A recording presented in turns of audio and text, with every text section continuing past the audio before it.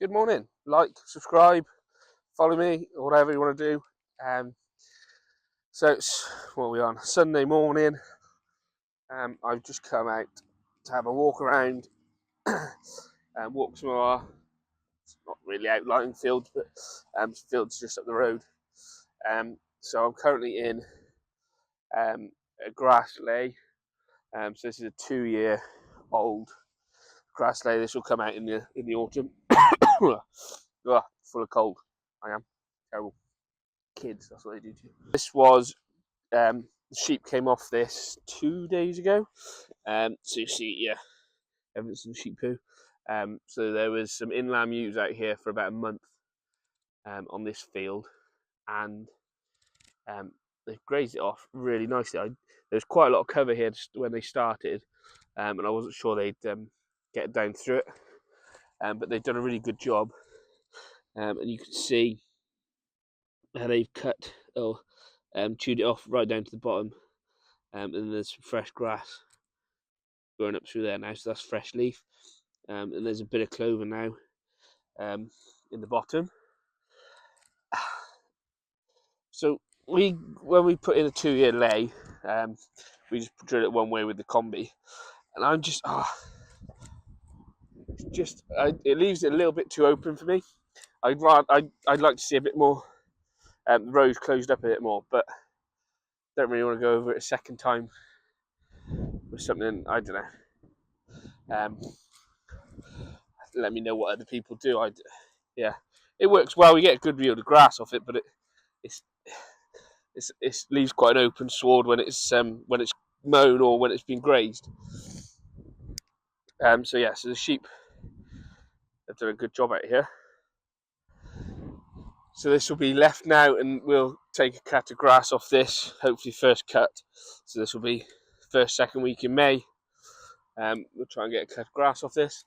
So the next job to do out here will be to get some slurry out on you. I want to give this field a good dose of slurry because it doesn't. This is one of the fields usually in arable crops.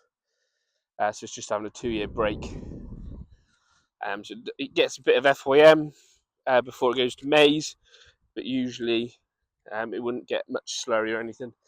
So I'll try and get some slurry out here because most of the field I think will travel. It's quite firm. Most of the field will travel quite nicely, I think. So that's part of what I'm looking at now today because we had 1 mil of rain yesterday. Got a bit of wind today. Forecast looks like it's going to be drying up a bit. So I'm hoping in the next sort of 10 days I can get a hooking of slurry out here, get the grass growing, and hopefully I'll get the analysis back for this year's slurry that we've got, and we can see how much I can look at how much slurry I've put on and whether that needs then some extra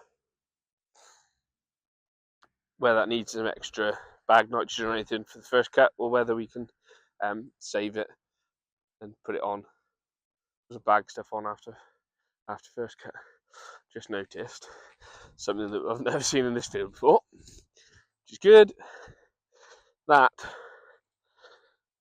at that. That's a spring, that is. See the water bubbling up in the bottom there? So that's running off down across there. And then we got a wheat. So that field down there, that was where we had the sugar beet. That's the wheat crop. You can just see it green now, actually. Bit more pleasant than it was a week or so ago. It's a bit of green on it. But yeah, that's not good.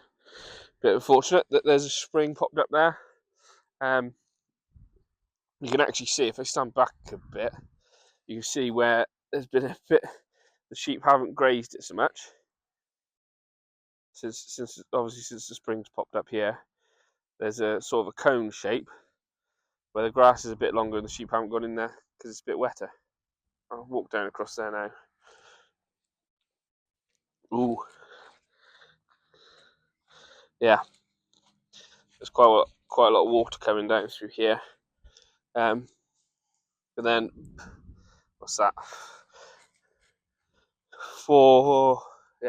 About 6 meters, probably 6 meters, 20 foot down from the where the springs come up. It's all gone back in the ground. Down below it here, it's a lot firmer. So if it's still there, and when I can get some slurry out here, then I'll avoid that patch. But it does look like I'll be able to get around it, which is all right. I don't know whether the mic is just picking that out, but the skylarks this morning are really singing away. I love listening to the skylarks sing. There's always lots of skylarks up here. So at the top of this field, across the top there is a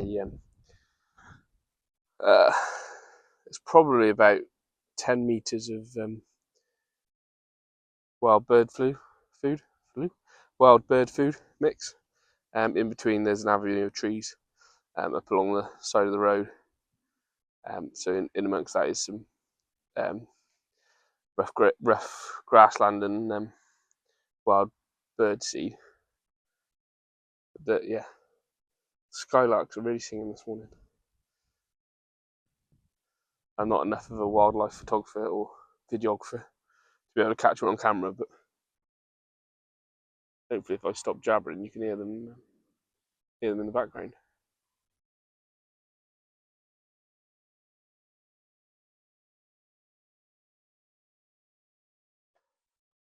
Whilst I'm out and about, I'm just going to have a walk of the last drilled wheat that followed the sugar beet crop.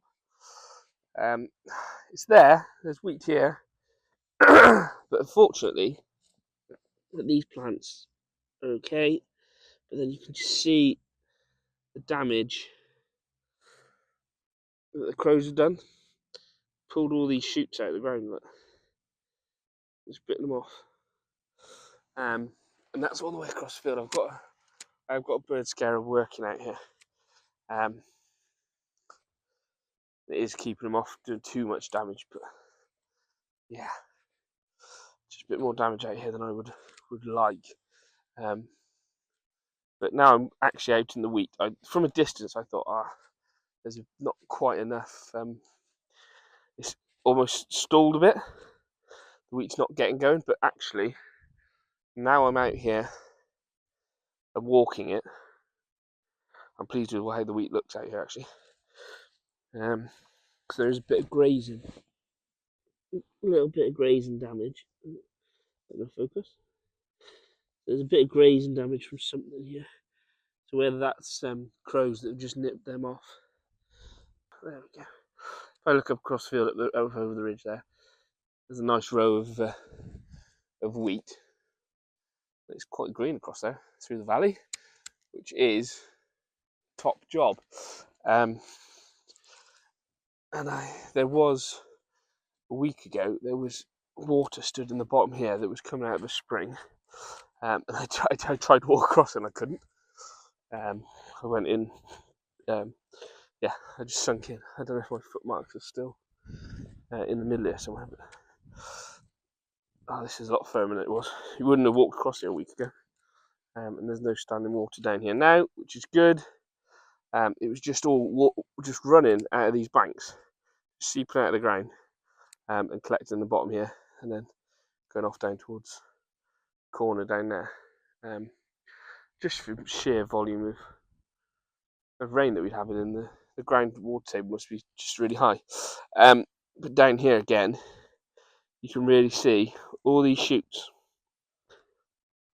that have been pulled up, and that's just the lemon crows, which is a little bit annoying, but I've had a lot worse damage from crows, so it could be worse out here.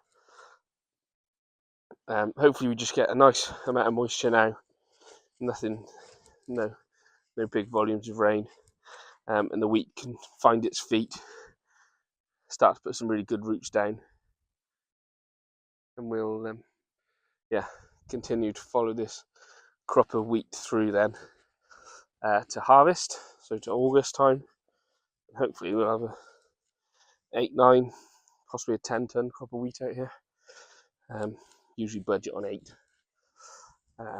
On our lighter land, sometimes you can get towards 10, but 8 seems to be a good place to budget on. So the last little bit now of my 3 crop little Sunday walk. So I've had the grass, had the winter wheat. Now I'm looking at the last bit of winter barley. So this was the last field that was grazed by the sheep. So we are on now the 22nd today. This video got the 23rd. And the sheep came off this on the 7th of January, and I will flip the camera and then show you the difference, how the barley's coming back over that time. So this stood roughly in the same place as I would have been. I'll put a picture in of what this tramline looked like on the 7th of January after it had been grazed. But you see how the barley has really bounced back. You see where it's been chewed off by the sheep, but there's lots of fresh leaf, clean green leaf there now. A little bit of yellowing, but not a huge amount. The whole field's really greened up now. Again, so this is the sort of standard 2-row standard 2-row barley, this is Tardis, and then on the behind that white house over there, we've got the hybrid barley, the 6-row King's Barn, I think it is. But yeah, really pleased with how this is greening up. So next thing will be to get some nutrients on here, a bit of early nitrogen, a bit of polysulfate, a bit of potash, and get it going in a nice warm spring. Top job.